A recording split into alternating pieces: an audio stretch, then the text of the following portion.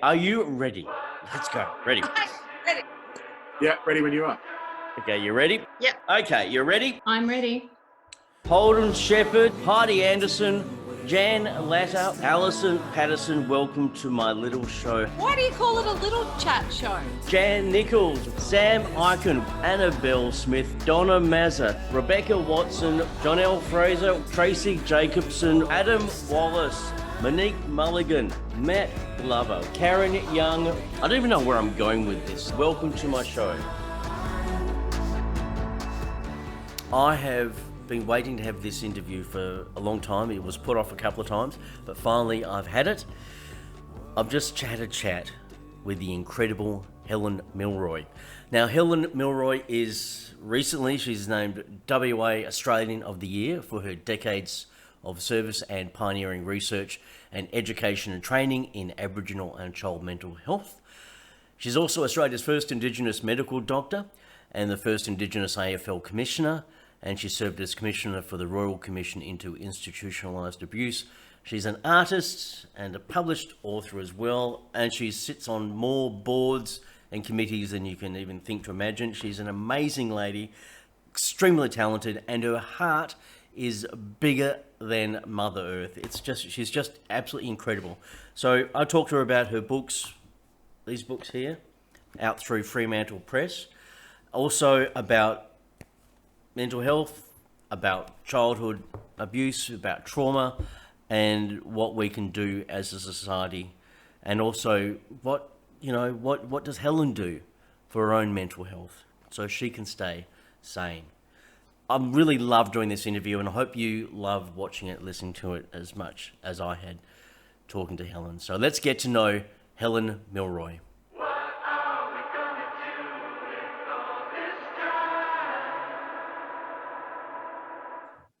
Helen Milroy, thank you so much for coming on my show. How are you going?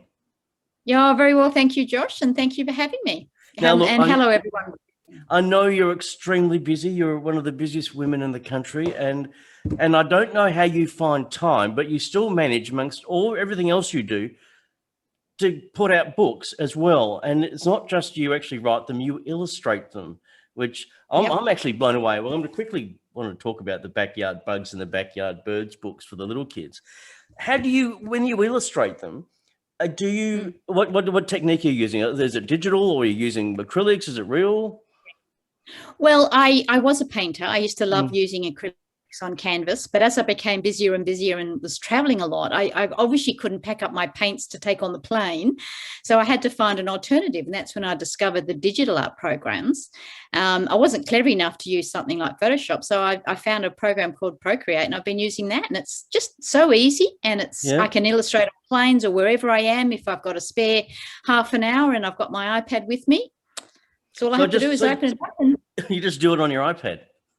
Yeah. In fact, I draw everything just with my finger. I don't even use a stylus. Well, you're putting all these other illustrators to shame with their beautiful stylized things, like even me, gee whiz. But I suppose it's the vividness, the vivid colours, and that's what, because obviously this is for a younger age group. I'm guessing 3 to 6. Yeah. 3 to 6. Yeah, little ones. Yeah. But it's the bright colours that get me. as an adult, I'm going, I'm quite happy to read this book, but for me, it's the sparking of the curiosity for kids is to go out to the backyard to explore. Now, before we were recording, you mentioned about during lockdown and stuff, it's a great opportunity for kids to explore their own backyard, and this one they're kind of like little field guides, aren't they, for kids? Yes, and look, these are all animals or insects that we find in our backyards or in parks or where places that we visit in our neighbourhoods. The red-eared fly-tail finch. Yes, a little zebra finch. Zebra finch, yeah. I've got them on my property as well. They're amazing, beautiful. And beautiful. And look, the idea was not so much to have a curiosity, but to understand that these are the creatures that live alongside us. And so how do we learn how to live together? It's part of the bigger ecosystem, which we're all part of. And so for me, it was about encouraging kids not just to go out and have a look, but wonder what they're doing and how come they live there, and how can we make their habitat good for them? Because I think we get so much pleasure and joy out of these sorts of relationships that we have with the natural world, that we want to nurture it and make sure it's there forever. And I totally agree with that. It's actually being observant, taking notice, and then seeing the connection between you and what you're actually observing. And look, I'm going to be cliche. It's a very Indigenous thing to notice everything because your survival depends on it. And it's like, yes. Oh, okay, so that's the way the bird moves at that time of the day, or that time of the season. And it's like, and as I know that normal Western culture, we completely forget that we're so disconnected from anything to do like that. And look, I think at the end of the day, life is all about balance. It's about how we balance out our own lives within our natural environments and within the natural world and all the creatures that live alongside us. So it's really all about relationships. And what I kind of love even about the birds and the bugs is, for example, if you take the spider, we might be scared of the spider, but in actual fact, if we cleared out all the webs, then it wouldn't catch other insects for the birds to eat. And the little willy wagtail actually uses the spider's web to stick its nest together. So the spider's absolutely essential for the birds, and the birds then produce beautiful songs for us to listen to. And it's the interconnectedness of everything, isn't it? There's the spider. Absolutely. There's the spider. Yeah, absolutely. Yeah, and that's why I keep going. You know, if there's spider webs in the corner of the house, I say to my husband, leave them there because he's getting the flies and the mosquitoes and stuff. Yep. And I love watching the little wattlebirds come into the back porch and pick off all the little moths and things that have been trapped in the spider's web. So it's also a source of food for the birds as well. So, Exactly. you know, I think we're all interconnected. And I guess my concern moving forward is that we are really losing habitat for some of our birds and some of our wildlife and our insects and whatever. So maybe our backyards can be sanctuaries. Maybe we can think about how we have places that is a sanctuary, not just for ourselves, but also for all the animals we have to live alongside. So how does that work then with all these new housing developments that are popping up, and the houses backs right up to the edges of the property? You've got a backyard that's only you can fit a concrete slab and a barbecue and a small pergola. You know, that's what's happening with all these developments. The backyard is non-existent anymore. So we need to make sure that we do the best we can. And even with a small backyard, you can still have some pot plants or some, you know, a way of creating a place. And for example, in summer, you know, birds need water, and so do the bees. And what would we be like if we didn't have bees anymore? So even just creating some ponds or places where birds and animals and insects can get water.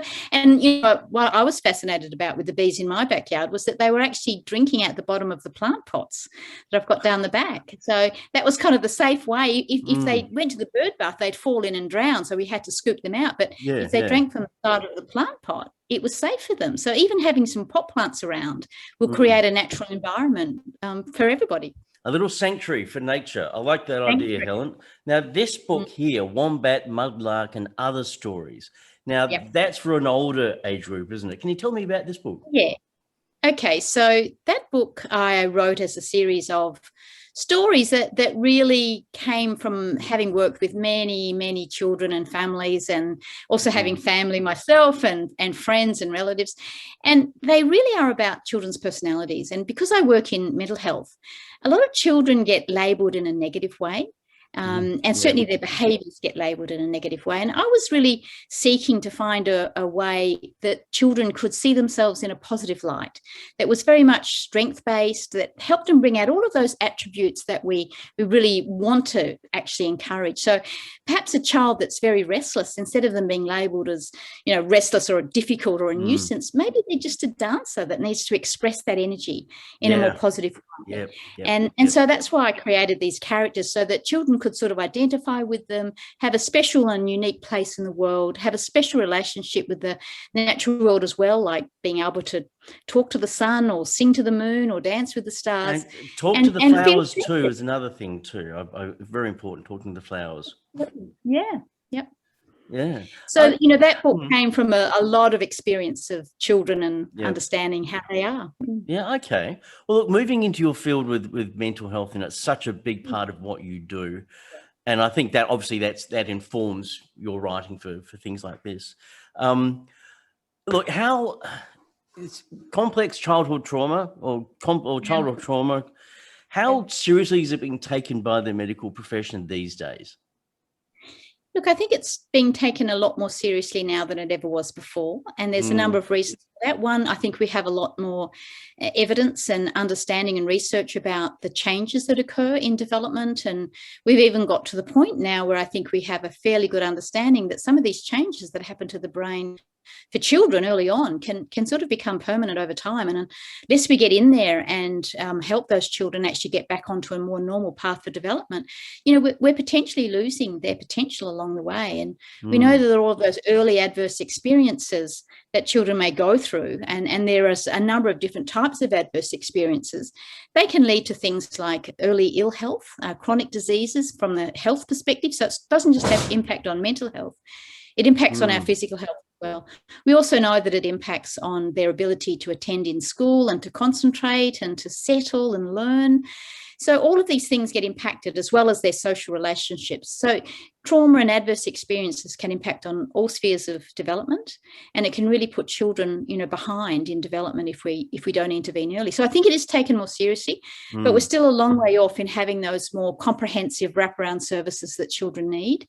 What we tend to do, which is really unfortunate, is kind of wait until things get quite severe, say in adolescence, when there may be self-harm or other sorts of really distressing behaviours and problems. And then we try and intervene, but that's a little bit late on. Still important to intervene then, of course, because we've got young people with distress, but it would be much better to get in early. Because your focus is, as you said, really on the early years, getting that intervention. As you said, that the science, well, a lot of the science is in now that actually the brain gets rewired, doesn't it?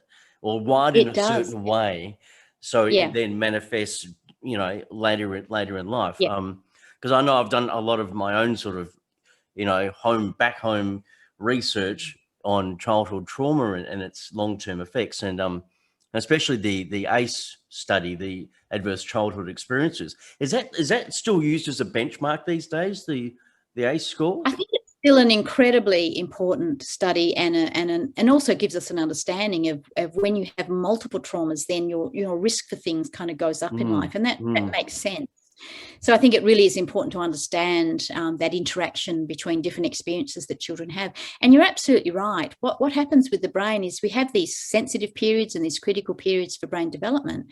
And of course, we have lots and lots and lots of neural pathways when we're born, and they get pruned at a certain point.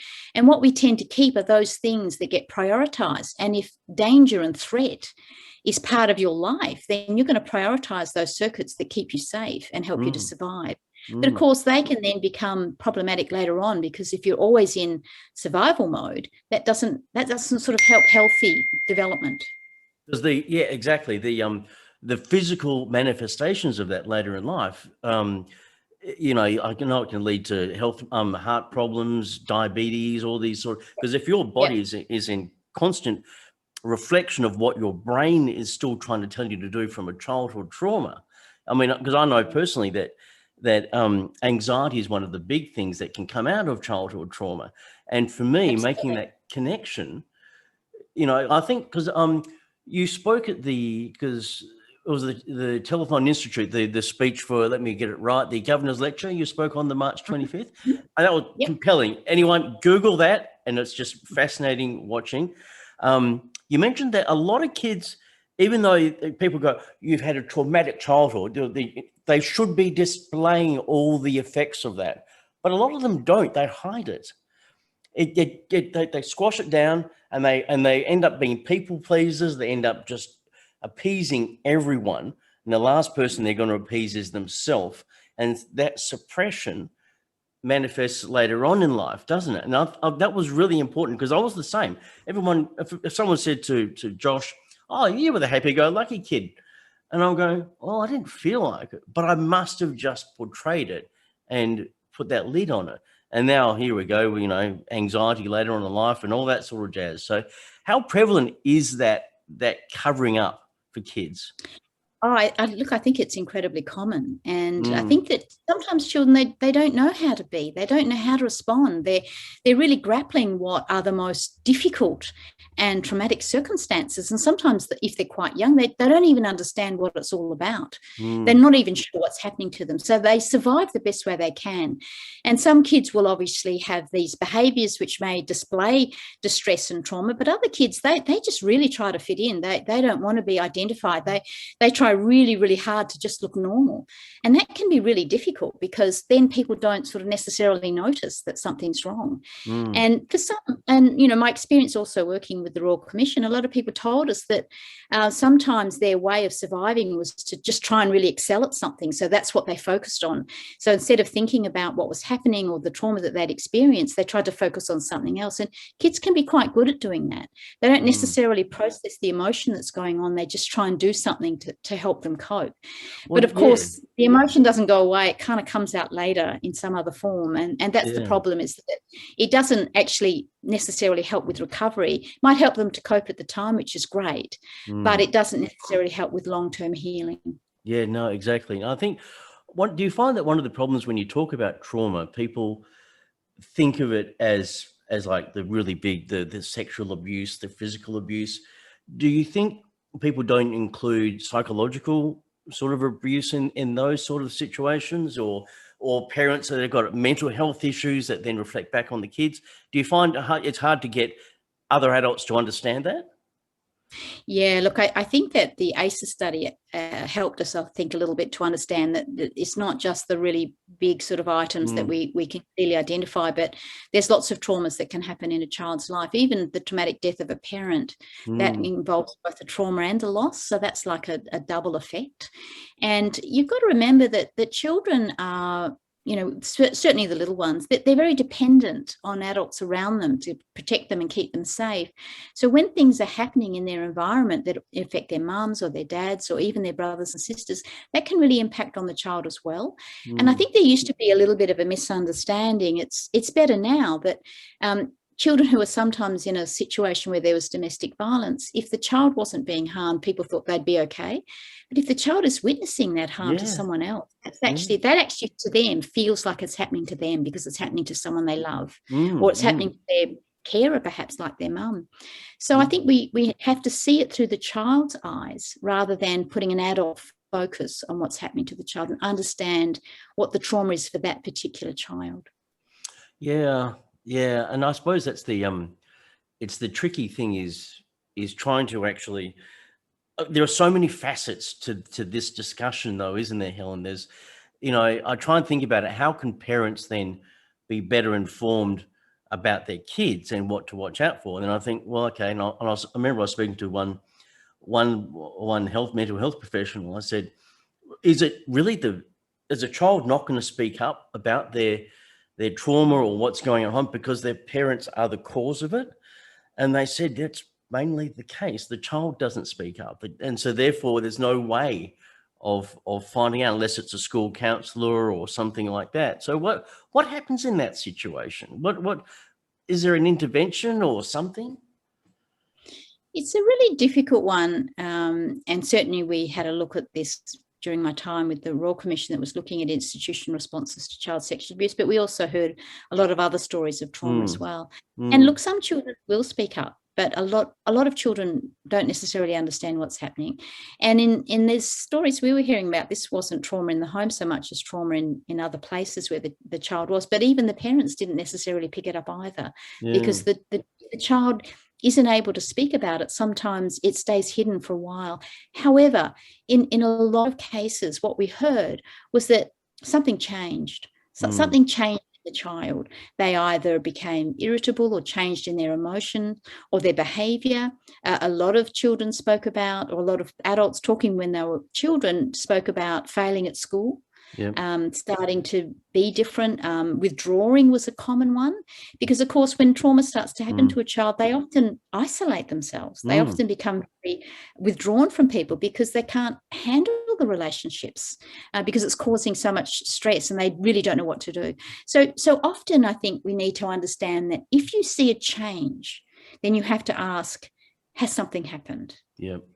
Because if you just look at the change, say they're starting to act naughty or be defiant, if we only look at the behaviour and we don't ask, well, what triggered this? What's behind this?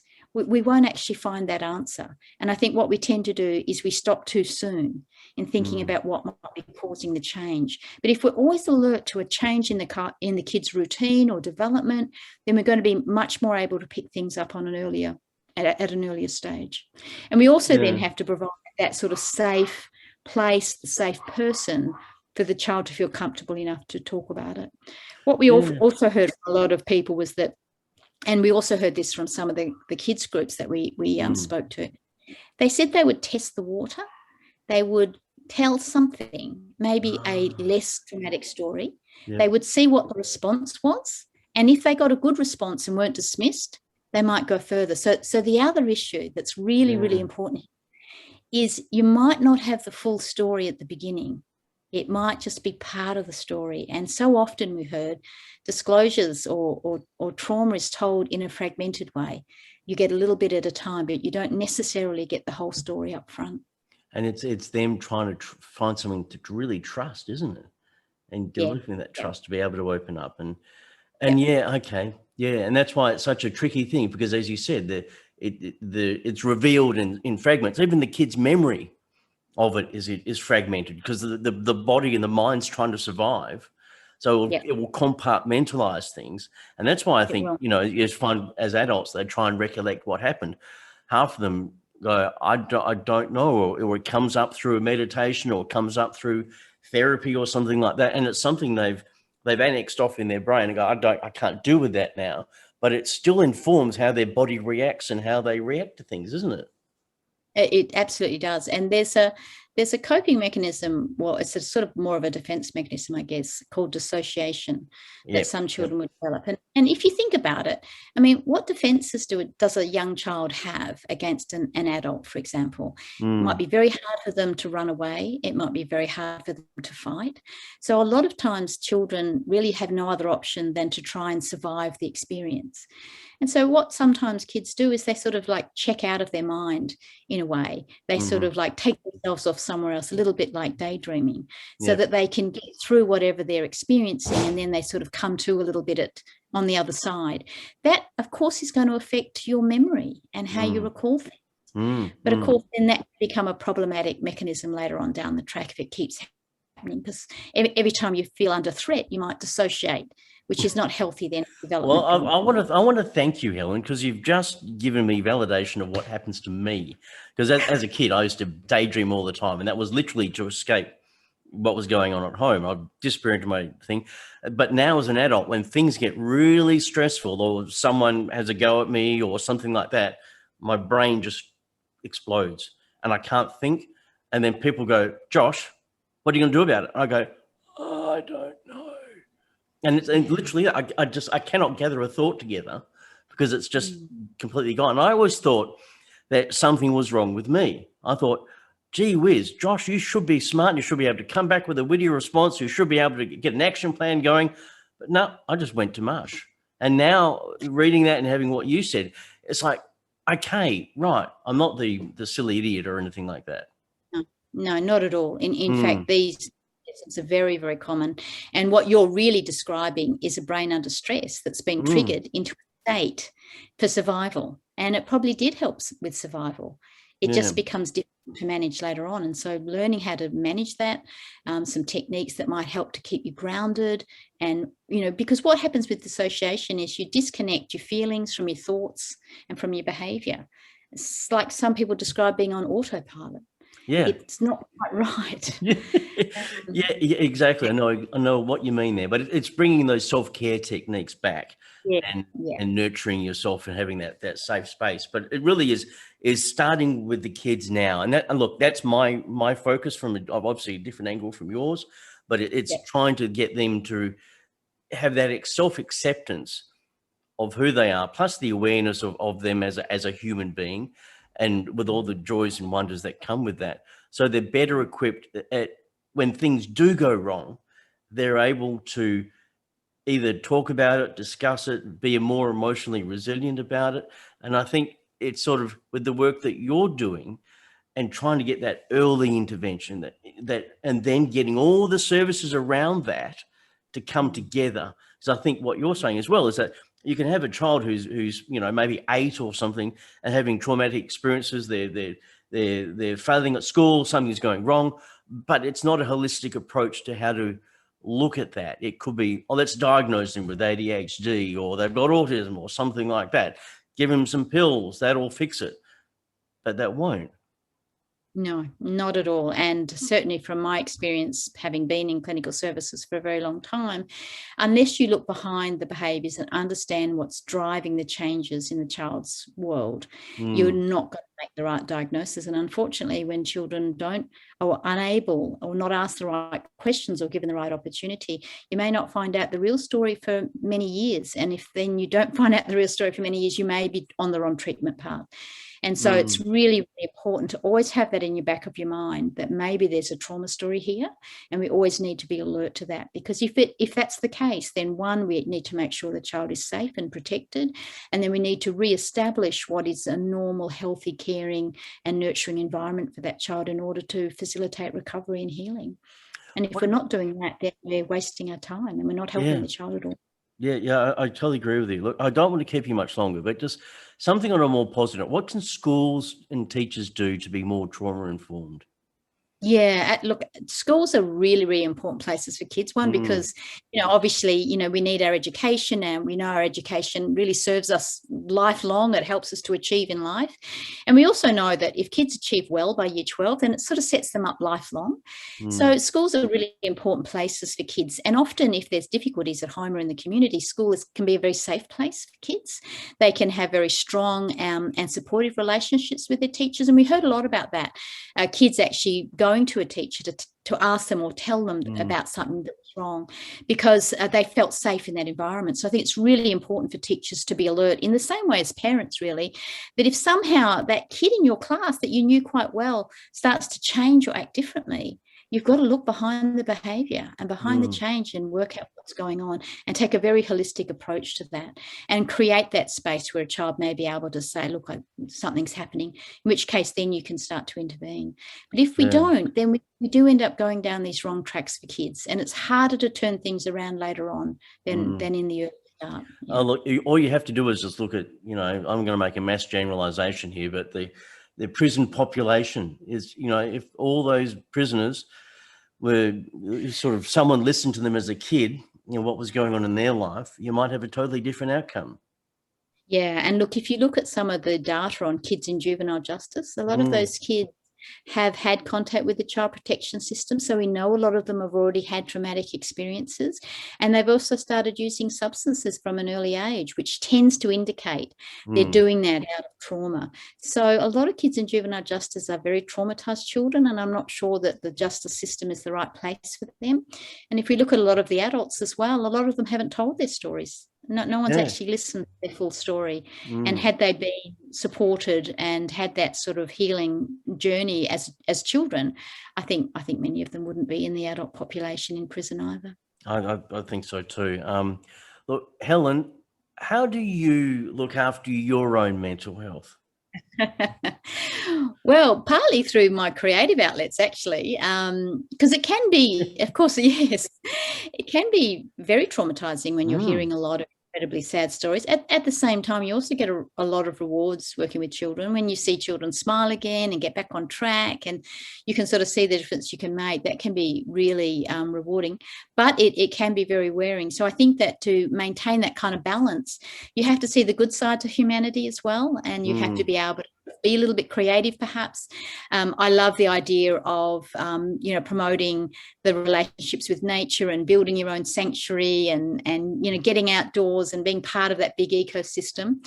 So whenever I talk about self-care and I think about it in my own life, I very much needed my own sanctuary. And so hence the picture in the background is actually part of my back garden. You gave it away, Helen. I was going to tell everyone it was your real garden. Well, it is my real garden. And so I wanted to build a forest because I wanted to have all this nature around me. And I think that whatever you put into nature, you get rewarded tenfold. Oh, and I so totally agree. having that focus on a place where I could go and sit and feel safe and nurtured was really important when you're doing this sort of trauma work, because sometimes you feel like the world's a dangerous place and you don't really want to have to feel like that. You want to feel safe and protected and nurtured. Mm-hmm. And so building a sanctuary, I think, is really important when you're doing this kind of work, and plus plenty of other sorts of things, keeping up your friendships, doing your creative work. I love illustrating the books. I love seeing all the little creatures I might develop, and they all become friends, sort of thing. So, you know, that's all good as well. Fantastic, Helen. Now, look, I suppose my last question I ask everyone now is, what lights you up? But would that be what lights you up, or is it something else? No, I think what lights me up is the idea that every child born is absolutely unique and irreplaceable within our society and our ancestry and our nation. And if we just put in all we can to support our well-being, the health and well-being of our children, then the future will take care of itself. And I think about, like, it really doesn't take anywhere near as much to intervene well with children and support their well-being as it does much further on down the track. So not only would it actually save us money, we will also have these wonderful, brilliant children who will achieve their full potential. And that's the future worth fighting for. When are you running for politics, and when are you going to be the Minister for Children? That's what I want to know, Helen. Oh, I've got too much on my plate, Josh. I've got a few more books to write and a few more illustrations to do. Look, Helen, it's been an absolute delight. Thank you so much for taking time out of your busy schedule to really talk to me. Thank you. Thank you, Josh.